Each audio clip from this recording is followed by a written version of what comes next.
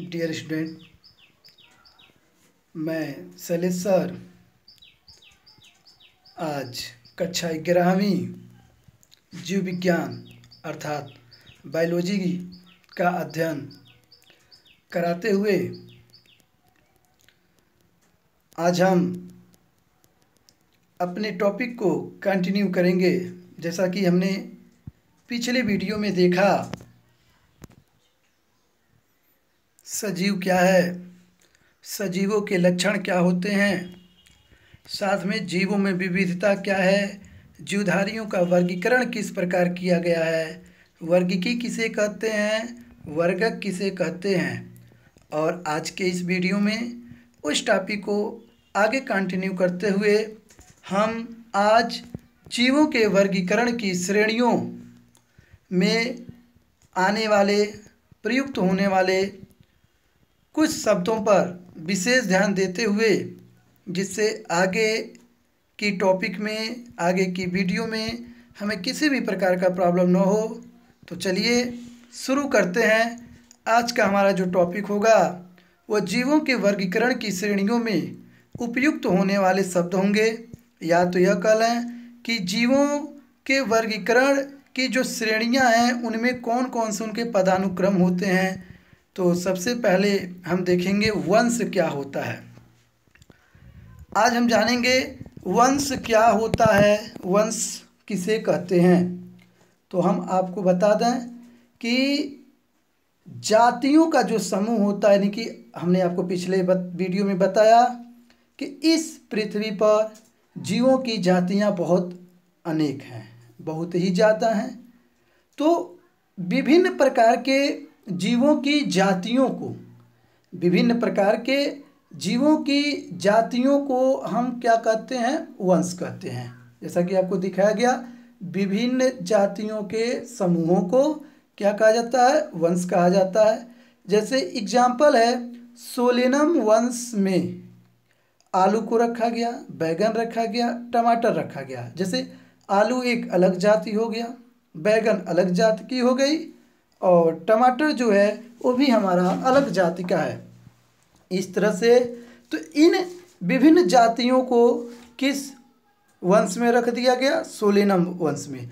यानी कि जब भी हमें सोलेनम वंश का अध्ययन करते हैं तो हमें वहाँ पता चल जाता है कि इस वंश में कौन कौन सी जातियों के जीव पादप रखे गए हैं। तो कौन कौन से हैं, आलू है, बैगन है, टमाटर है। इस तरह से यह टॉपिक हमारा कंफर्म होता है।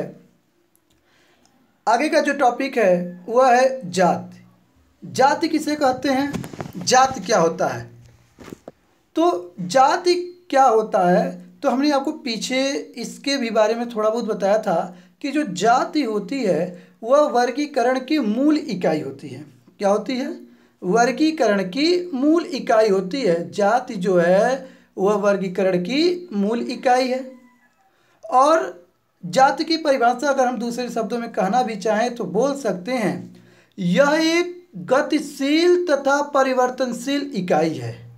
यह क्या है, यह एक गतिशील तथा परिवर्तनशील इकाई है, जिसमें क्या होता है, वातावरण के अनुसार, जिसमें वातावरण के अनुसार परिवर्तन होते रहते हैं। क्या है जाति, जाति वर्गीकरण की मूल इकाई होती है। और इस जाति को अगर हम दूसरे रूप में परिभाषित करना चाहें तो हम कहेंगे कि यह एक गतिशील तथा परिवर्तनशील इकाई है। जाति क्या है, गतिशील और परिवर्तनशील इकाई है, जिसमें वातावरण के अनुसार परिवर्तन होते रहते हैं। उसी को हम क्या कहते हैं, जाति कहते हैं।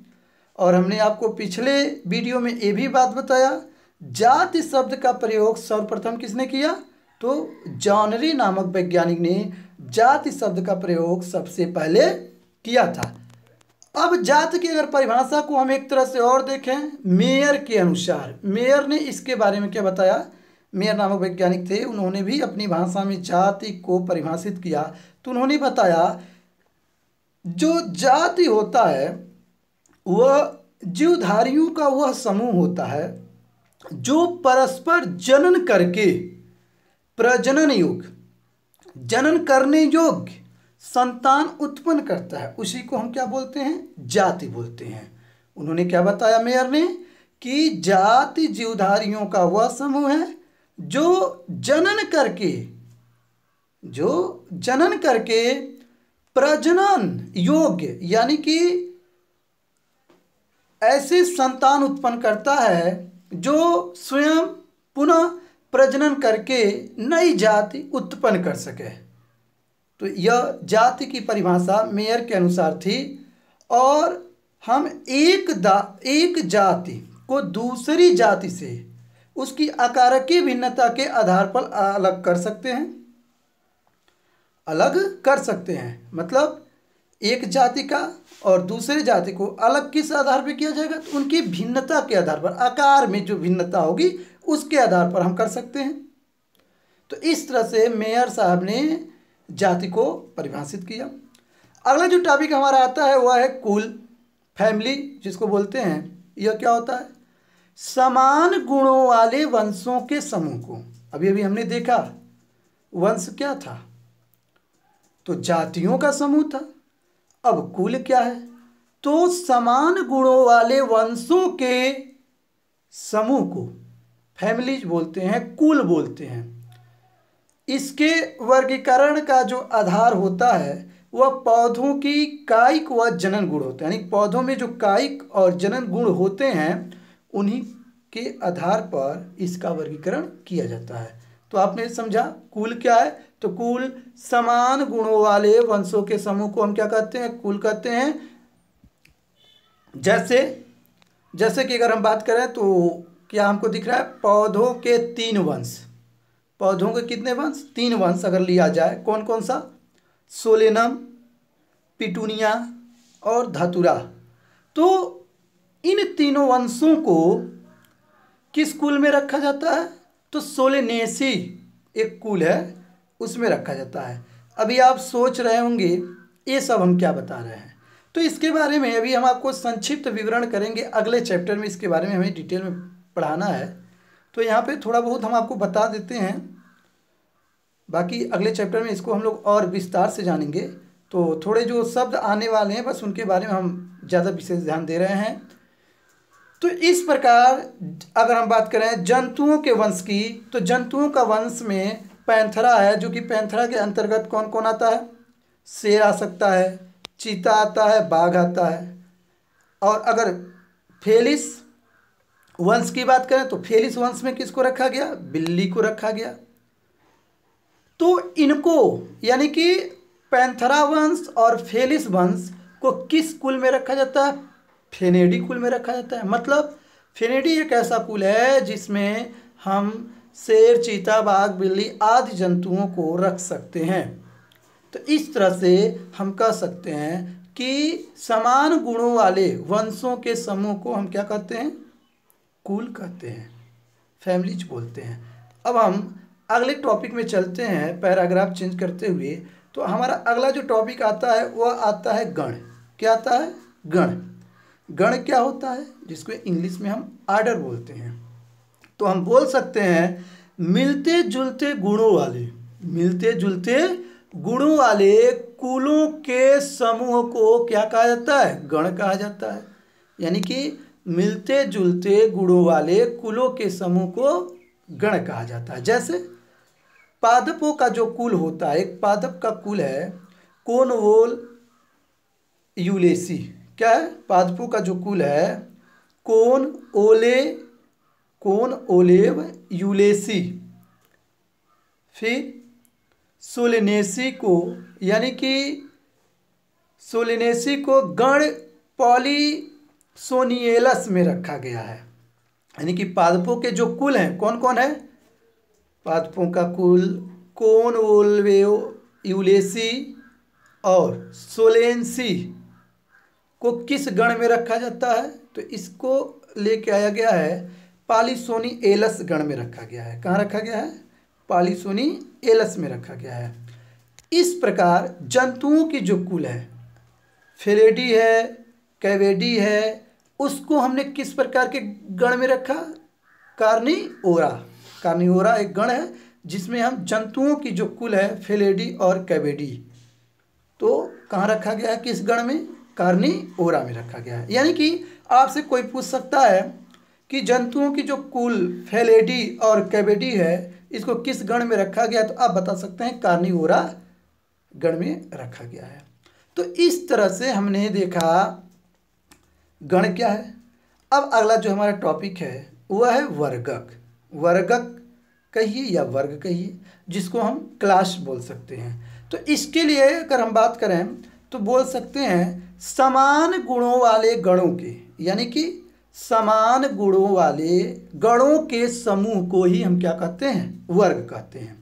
जैसे प्राइमेट गण को यदि लिया जाए तो प्राइमेट गण के अंतर्गत कौन कौन से जीव आते हैं, बंदर आ जाता है, गोरिल्ला आता है, चिंपैंजी है, मानव है। तो ये प्राइमेट गण के हो गए। और कार्निवोरा गण जैसे अभी ऊपर बताया, तो इसमें किसको रखा गया, शेर, बाघ, बिल्ली, कुत्ता, इनको रखा गया। तो प्राइमेट हमारा गण है, कार्निवोरा भी क्या है, गण है। तो इनको किस वर्ग में रखा गया, तो मैमेलिया, मैमेलिया वर्ग है, उसमें इनको लाकर रख दिया गया। तो आप ज़्यादा परेशान मत होइएगा, यहाँ थोड़ा बहुत बस आप इसकी जानकारी ले रहे हैं। आगे की टॉपिक में अगले चैप्टर में जब हम चलेंगे तो इस चीज़ों को हम क्लियर करते चलेंगे। तो एक बार हम आपको बता दे रहे हैं वर्ग क्या है, गण क्या है, इसलिए कि आपको प्रॉब्लम ना हो।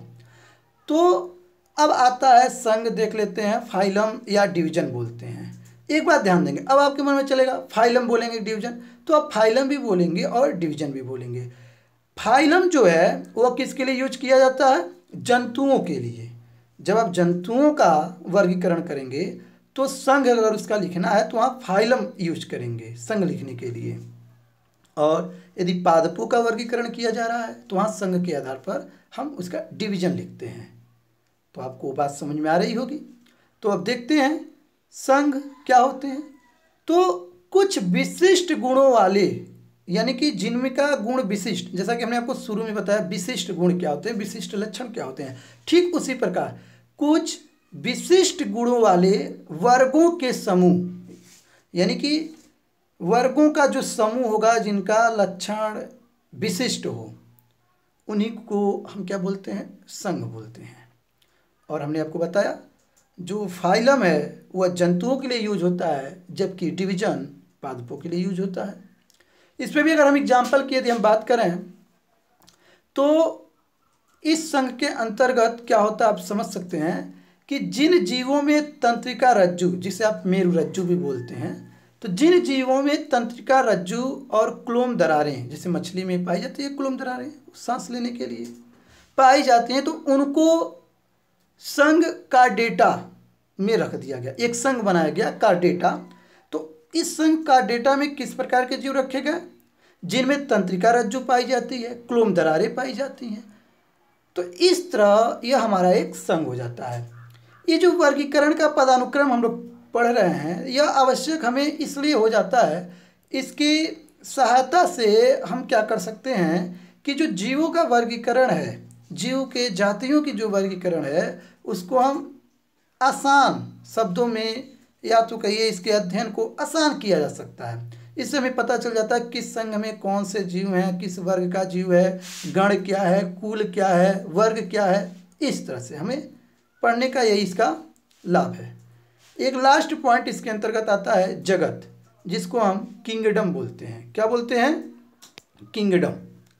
तो यह जो किंगडम है यह वर्ग की श्रेणी का सबसे उच्चतम संवर्ग होता है। वर्ग की श्रेणी का सबसे उच्चतम संवर्ग है जिसे हम क्या बोलते हैं, जगत बोलते हैं। इसके अंतर्गत क्या होता है, समान लक्षणों वाले जीवधारियों को रखा जाता है। यानी कि इसके अंतर्गत क्या करते हैं हम, समान जीवधारी, यानी कि समान लक्षण होंगे जीवधारियों के, उन्हीं को लाकर यहाँ पे रखा जाएगा। यानी कि समान जीवधारी जैसे जिनके लक्षण क्या हो, लगभग मिलते जुलते हों, उनको लाकर रख देते हैं। इसके एग्जाम्पल की यदि हम बात करें तो बोल सकते हैं समस्त जंतुओं को जंतु जगत तथा सभी पादपों को पादप जगत में रखते हैं। यानी कि जंतुओं को जंतु जगत में, यही हो गया। जगत क्या है, यानी कि जब जीव का वर्गीकरण करेंगे तो जंतु जगत के अंतर्गत उसका वर्गीकरण किया जाएगा, जबकि पादपों का करेंगे तो पादप जगत में रखते हैं। यह होता है जगत। अब आधुनिक वर्गीकरण के अनुसार, यानी कि जो आधुनिक वर्गीकरण किया गया, उस आधुनिक वर्गीकरण के अनुसार सभी जीवों को निम्न श्रेणियों में बांटा गया। निम्न श्रेणियों में बांटा गया, ये हमने जो श्रेणी अभी अभी पढ़ा। कौन? जगत में संघ, वर्ग, गण, कुल, वंश, जात, यानी कि किसी भी जीव का जब हम वर्गीकरण करते हैं तो उसमें हम क्या क्या लिखते हैं? जगत लिखते हैं, फिर उसका संघ लिखेंगे, किस वर्ग का है, किस गण से संबंधित है, किस फैमिली से है, मतलब किस कुल से है, किस वंश का है और किस जाति का है। तो ये क्रम चलता है जीव जंतुओं के वर्गीकरण में। तो आप इसको याद रखिएगा क्रम से। पहले क्या है? जगत। अब जगत में आपको क्या लिखना है? वह जीव जगत का है या पादप जगत का। जैसे अगर हम कहें आप मनुष्य का, मानव का वर्गीकरण कीजिए, मानव के वर्गीकरण को समझाइए, तो आप क्या बताएंगे? सबसे पहले जगत लिखेंगे। तो आपके कहने का मतलब होगा कि मानव है वह किस जगत का है? तो जीव जगत का होगा कि पादप जगत का? मानव एक जीव है, यानी कि जीव जगत का होगा। तो इसलिए उसकी हो जाएगी जगत, जंतु जगत। संघ लिखेंगे तो मानव में हमने बताया संघ में वे जीव आते हैं, यानी कि जिन जीवों में क्या होता है? रीढ़ की हड्डी पाई जाती है। क्या पाई जाती है? रीढ़ की हड्डी पाई जाती है, क्लोम दरारें पाई जाती हैं, तो मानव में पाया जाता है। नहीं, मानव संघ है, तो यह क्या हो गया इसका संघ? कार्डेटा। कार्डेटा के अंतर्गत कौन से जीव आते हैं? जिनमें मेरुरज्जु पाई जाती है, ये किस में आते हैं? कार्डेटा के अंतर्गत आते हैं, तो इसका संघ हो गया कार्डेटा। अब बात करें वर्ग इसका, तो वर्ग हो जाएगा मैमेलिया। मैमेलिया का मतलब होता है स्तनधारी। क्या होता है? स्तनधारी होता है। गण अगर पूछा जाए तो आप बताएंगे मानव का जो गण है वह क्या है? प्राइमेट्स है। क्या है? प्राइमेट्स। अगर पूछ दिया जाए मानव का कुल क्या है, तो आप बताएंगे होमोनिडी। मानव का कुल क्या है? होमोनिडी। वंश क्या है मानव का? तो होमो है। जाति क्या है? सेपियंस है। इस तरह से किसी भी जाति का हम वर्गीकरण कर सकते हैं। तो इन श्रेणियों को आपको ध्यान में रखना होगा। सबसे पहले जगत, फिर संघ, वर्ग, गण, कुल, वंश, जात। तो बच्चों उम्मीद करते हैं आपको समझ में आ रहा होगा। अगर समझ में नहीं आ रहा है तो आप कमेंट बॉक्स में हमसे कांटेक्ट कर सकते हैं, अपनी प्रॉब्लम को बता सकते हैं, तो हम आपकी प्रॉब्लम को सॉल्व करने का पूरा प्रयास करेंगे। तो जब आप अपनी प्रॉब्लम को हमसे शेयर करेंगे, बताएंगे, तभी ऐसा होगा। तो एक बात और ध्यान दीजिए, जब भी आप ये वीडियो देखिए तो अपने साथ कॉपी और कलम लेकर बैठिए, साथ में नोट्स करते चलिए, नोट्स बनाते रहिए, जिससे आपको फ़ायदा होगा कि आप वीडियो को देखेंगे, सुनेंगे, लिखेंगे, तो जो भी बातें होंगी थोड़ा ज़्यादा समझ में आएंगी, जल्दी समझ जाएंगे। बाकी जहाँ दिक्कत होता है वहाँ आप हमसे बता सकते हैं कमेंट बॉक्स में। चलिए आगे बढ़ते हैं। अब देखते हैं नामकरण क्या है, नॉमिनेशन क्या है। सभी लोग जानते होंगे नामकरण, भाई आपका भी नाम होगा, हमारा नाम जैसे शैलेश गुप्ता है, आपका भी कुछ नाम होगा। तो ये नामकरण की आवश्यकता क्यों पड़ती है, जिसे इंग्लिश में हम नॉमिनेशन बोलते हैं। तो नामकरण की आवश्यकता इसलिए पड़ती है कि जो एक ही जाति के जीव होते हैं वह भिन्न भिन्न स्थानीय नाम से, एक ही जाति के जो जीव होते हैं वह भिन्न भिन्न स्थानीय नाम से जाने जाते हैं। जैसे जो हम अपने वहाँ साधारण बोलचाल में घरेलू चिड़िया जो होती है हमारे वहाँ, उसको हम क्या बोलते हैं? गौरैया बोलते हैं। घरों में जो आती रहती हैं उनको क्या बोलते हैं? गौरैया बोलते हैं। लेकिन अंग्रेज में अगर जाया जाए तो अंग्रेज इससे क्या बोलते हैं? स्पैरो बोलते हैं। जर्मन वाले क्या बोलते हैं? हास्परलिंग बोलते हैं। जापानी इसको क्या बोलते हैं? गौरैया को सुजून बोलते हैं। पुर्तगाली पर्दल बोलते हैं। तो इस तरह से एक ही जाति के जीव का अलग अलग स्थानों पर अलग अलग नाम होने से इनका अध्ययन कर पाना क्या हो जाता है? असंभव हो जाता है। जैसे अगर हम आम की बात करें तो आम का तो वैसे इंग्लिश हम जानते हैं क्या होता है? मैंगो होता है। तो अपने वहाँ तो आम तो चलता है, लेकिन अगर हम आपको अमेरिका भेज दें कि आप जाइए वहाँ से आम लेके आइए, आप जाएंगे वहाँ आम मांगेंगे तो क्या आपको आम देगा? नहीं, जब तक मैंगो नहीं कहेंगे। तो इस तरह से नामकरण को करना आवश्यक हो गया जीवधारियों का कि एक ही नाम से हर देश में, सभी देश में जाना जाए। तो इनके नाम अलग अलग स्थान पे अलग अलग होने के कारण अंतर्राष्ट्रीय स्तर पर इनको पहचानना कठिन हो गया।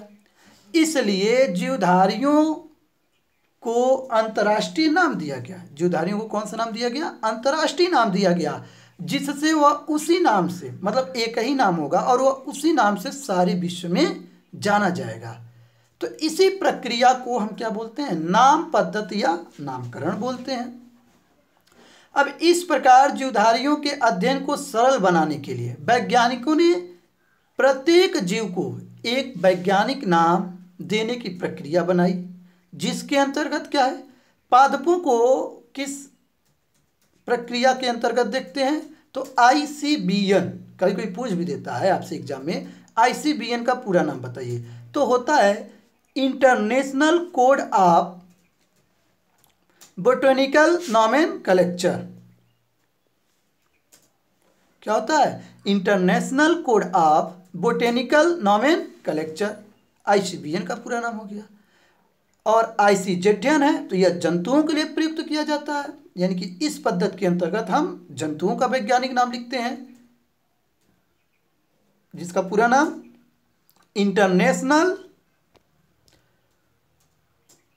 International code of zoological nomenclature. तो यह वैज्ञानिकों द्वारा एक पद्धति दी गई, सिस्टम बनाया गया, जिसमें पादपों के नाम को हम ICBN के अनुसार लिखते हैं और जंतुओं के नाम को ICZN के नाम के अनुसार लिखते हैं। तो यह था नामकरण। नामकरण की क्यों आवश्यकता पड़ी, अब आपको ये बात समझ में आ गया होगा। एक बार आप पढ़ लीजिएगा, नोट्स बनाइए साथ में। अब हम देखते हैं द्विनाम पद्धति क्या होता है। वेरी वेरी इंपॉर्टेंट, द्विनाम पद्धति, बाइनोमियल नॉमेनक्लेचर सिस्टम, यह क्या है? तो सबसे पहले आता है कि द्विनामकरण पद्धति का जन्म किसके द्वारा हुआ? तो इस नियम का प्रतिपादन कैरोलस लीनियस नामक वैज्ञानिक ने किया। कौन किया? कैरोलस लीनियस नामक वैज्ञानिक ने द्विनाम पद्धति के बारे में बताया। इन्होंने बताया कि, या कहिए इनके अनुसार इन्होंने क्या इस द्विनाम पद्धति के बारे में बताया? इन्होंने बताया किसी भी जीव का जो वैज्ञानिक नाम होता है, किसी भी जीव का वैज्ञानिक नाम जो होता है वह दो शब्दों से मिलकर बना होता है। कितने शब्दों से मिलकर बना होता है? दो शब्दों से मिलकर बना होता है, जिसमें इन्होंने कहा कि जो पहला शब्द होता है वह वंश का होता है। क्या होता है? वंश का। पहला शब्द किसका होता है? वंश का। और जो दूसरा शब्द होता है वह किसका होता है? जाति का। किसने बताया?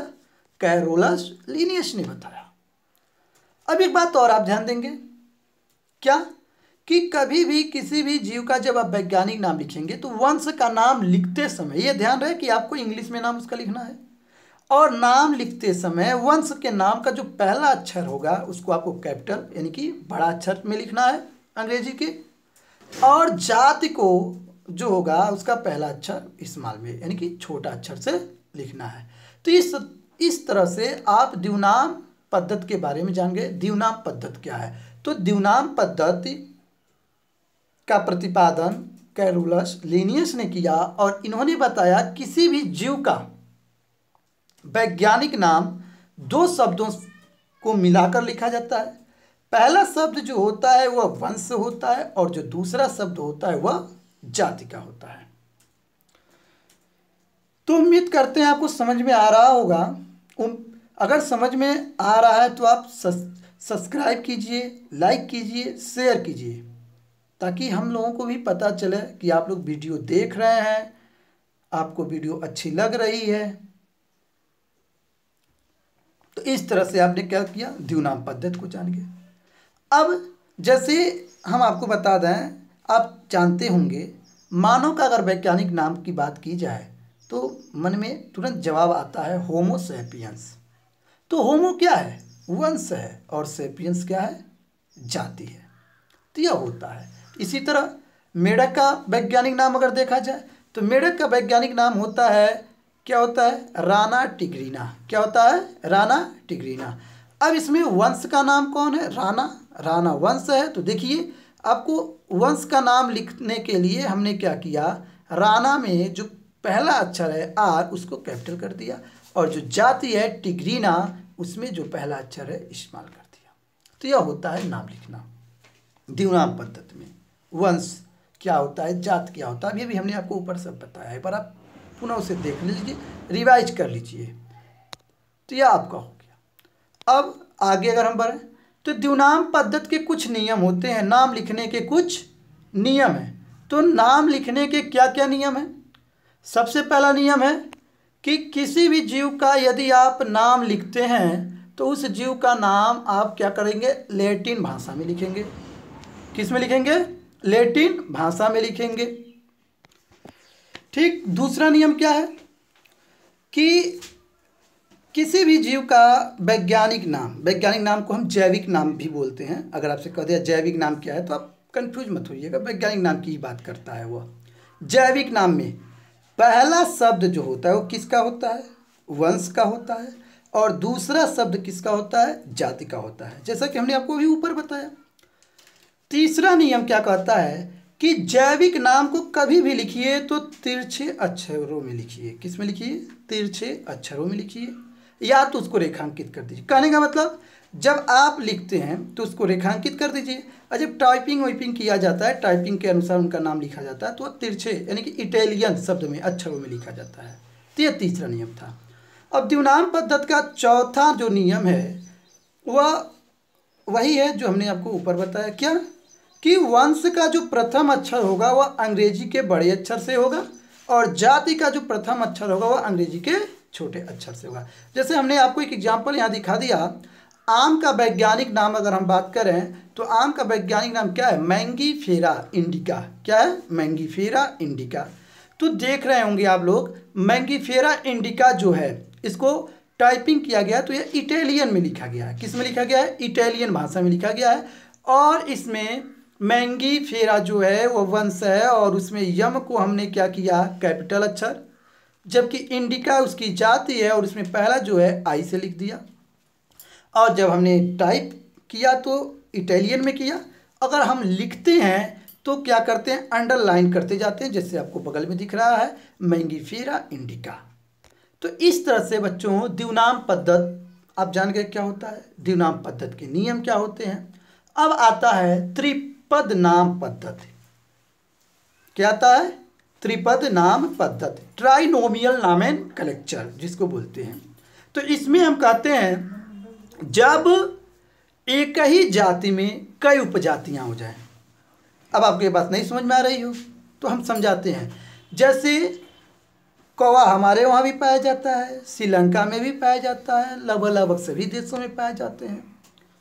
तो अपने वहाँ जो कौवे होंगी उनकी उपजाति कुछ और होगी, श्रीलंका के कुछ और हो जाती है। तो इस तरह से उनको पहचानने के लिए क्या किया जाता है, उनकी उपजाति का नाम, जो तीसरा नाम होता है वो उपजाति का नाम कर दिया जाता है, जिससे हम त्रिपद नाम पद्धति कहते हैं। जैसा कि आपको यहाँ बताया भी गया है, जब एक ही जाति में कई उपजातियाँ होती हैं तब इस पद्धति का प्रयोग करते हैं, जिसमें तीसरा नाम उपजाति का होता है। जैसे कौवे का वैज्ञानिक नाम क्या होता है, कोवर्स स्प्लेंडेस। क्या होता है, कोवर्स स्प्लेंडेस। परंतु भारत और लंका यानी कि भारत और श्रीलंका के जो कौवे होते हैं उनमें कुछ भिन्नता होने के कारण भारतीय कौवे को किस नाम से जाना जाता है, कोवर्स स्प्लेंडेस। स्प्लेंडेस दो बार देखिए, कोवर्स स्प्लेंडेस स्प्लेंडेस, यानी कि जो तीसरा है वह उपजाति का नाम है। तीसरा ये वाला जो लिखा गया स्प्लेंडेस जो लिखा गया यह किसका है, उपजाति का है। तो यह भारत के लिए स्प्लेंडेस का यूज होगा, जबकि अगर यही हम श्रीलंका में जाते हैं तो वहाँ पे इसका जो उपजाति हो जाता है वह होता है प्रोटीगेट्स। क्या होता है, प्रोटीगेट्स। तो इस तरह से श्रीलंका के कौवे का वैज्ञानिक नाम होता है कोवर्स स्प्लेंडेस प्रोटीगेट्स। तो यह आपने देखा त्रिपद नाम पद्धति। तो बच्चों अब हम आपको बता दें कि देखिए नीचे हम यहाँ कुछ वनस्पतियों के वैज्ञानिक नाम, मतलब पेड़ पौधों के वैज्ञानिक नाम दिए हैं, जिसका आप शॉर्ट स्क्रीन ले सकते हैं और इसको याद भी कर सकते हैं। आपके लिए फ़ायदा होगा, अच्छा होगा, आप इसे देख सकते हैं। हम आपको दिखा दे रहे हैं धीरे धीरे, तो आप इसमें से सबको देख सकते हैं। जो अच्छा लगे आप पढ़ भी सकते हैं, याद भी कर सकते हैं। रोज़ 2-2 4-4 याद करेंगे तो पूरा भी याद हो जाएगा। तो यहाँ 56 है पादपों के वैज्ञानिक नाम। अब नीचे कुछ जीवों के भी वैज्ञानिक नाम दिए हैं, तो थोड़ा इंग्लिश इसका होता है कि बच्चे पढ़ नहीं पाते, इसलिए थोड़ा बहुत हिंदी में कर दिया गया है। थोड़ा बहुत अगर उसमें कहीं मिस्टेक आपको दिखे तो आप उसको सही कर सकते हैं, आप देख सकते हैं। फिर यहाँ भी नीचे देख लीजिए, ये आपका हो गया। इस तरह से हम आ जाए अगर अगले पेज पे, तो यहाँ आपको दिख रहा है, यह हो गया। अब हम कुछ बात कर लेते हैं, म्यूजियम क्या होता है। म्यूजियम का नाम आप सुने होंगे, म्यूजियम, जिसको हम बोलते हैं हिंदी में संग्रहालय। क्या बोलते हैं? संग्रहालय। तो ये म्यूजियम क्या है? म्यूजियम की बात करें तो हम कह सकते हैं म्यूजियम जो है वो मानव निर्मित स्थान होता है। क्या होता है? मानव निर्मित स्थान। तो हम क्या कहेंगे? यह एक मानव निर्मित स्थान है जहाँ जीवों की मृत अवस्था में, जहाँ जीवों को क्या किया जाता है? मृत अवस्था में, सजीव नहीं, जीवित जीवों को नहीं, मृत जीवों को सुरक्षित रखा जाता है। क्या किया जाता है? उनको सुरक्षित रखा जाता है। यानी कि म्यूजियम में जो जीव मृत रूप में चले जाते हैं उनको सुरक्षित रखने के लिए कहाँ ले जाया जाता है? संग्रहालय में, वहीं पे रखा जाता है। तो यह होता है संग्रहालय। अब आता है एक हर्बेरियम, पादपालय क्या होता है। यह आपको इसका फाइल भी मिलेगा बनाने के लिए, जब आप प्रैक्टिकल करेंगे बताएंगे, जब आपको प्रैक्टिकल के बारे में बताया जाएगा। तो हर्बेरियम क्या होता है? एक फाइल है, आपको मार्केट में मिल जाएगा। उसके अंदर एकदम वह स्लीट होती है, एकदम सादा होता है, बस नीचे 3-4 लाइन लिखा होता है, उसके बारे में पूछता है। मतलब यह होता क्या आपके मन में चल रहा होगा। तो हम आपको बता दें, अगर आपको विशेष रूप से समझना तो आप ऐसे समझिए कि इसमें हम क्या करते हैं, पेड़ पौधों को सुखाकर उनके डिटेल्स को लिखते हैं। जैसे आप कोई भी पौधा लाए, सुखाए, किस संघ का है, किस कुल का है, किस जाति का, इसके बारे में लिखा जाता है। तो यह पादपालय है। फिर भी अगर हम बायोलॉजी के शब्द में बात करें तो कह सकते हैं यह परिक्षिप्त पादप प्रतिदर्शों का एक संग्रह होता है। पेड़ पौधों का प्रतिदर्श नमूना उसमें होता है, रखा जाता है, जिसमें संपूर्ण पादप या पादप भागों को प्रतिदर्शों के रूप में संग्रहित किया जाता है। यानी जितने भी पेड़ पौधे हैं उनको उसी में सुरक्षित किया जाता है। हर्बेरियम के निर्माण के लिए इन प्रतिदर्शों को सुखाकर, वही इन जो पादप होते हैं उनको सुखाकर ड्राइंग शीट्स, जो उसमें शीट्स लगी होती हैं, उनको हम टेप के माध्यम से क्या करते हैं, ऊपर लगा देते हैं, आरोपित कर देते हैं। अब कुछ पादप को सुखाकर हर्बेरियम बनाना संभव नहीं होता है, कुछ पादप को सुखाया नहीं जा सकता है। तब उनके लिए हम क्या करते हैं, उनका हर्बेरियम कैसे बनाते हैं? तब इनको हम फार्मेलिन एक तरल है, इसमें रख दिया जाता है। तो वह उससे क्या हो जाता है, उसमें परिरक्षित किया जाता है। तो वह फिर उसको हम क्या कर सकते हैं, सुखा लेते हैं। और फार्मेलिन ही ऐसा तरल है जिसमें जीवों को, यानी कि हमारे कॉलेजों में, स्कूलों में क्या होता है, जो लैब होता है उस लैब में आप देखे होंगे जीव दिखाया जाता है लैब में, तो उन जीवों को इसी में सुरक्षित रखा जाता है कि उनका शरीर जो है वह खराब ना हो, सड़ ना जाए, इस तरह से। तो यह होता है हमारा फार्मेलिन। और एक नोट आप याद रखिएगा, आपसे एग्जाम में पूछ भी जाता कि विलुप्त जातियों की सूची कौन प्रकाशित करता है? तो आप बताएंगे IUCN। कौन? IUCN, जिसका पूरा नाम होता है international union for conservation of natural and natural resources. तो यह होता है विलुप्त जातियों की सूची। तो उम्मीद करते हैं आपको समझ में आया होगा। फिर मिलते हैं अगले वीडियो में, तब तक आप अपनी तैयारी अच्छे से कीजिए। तो बाय दोस्तों।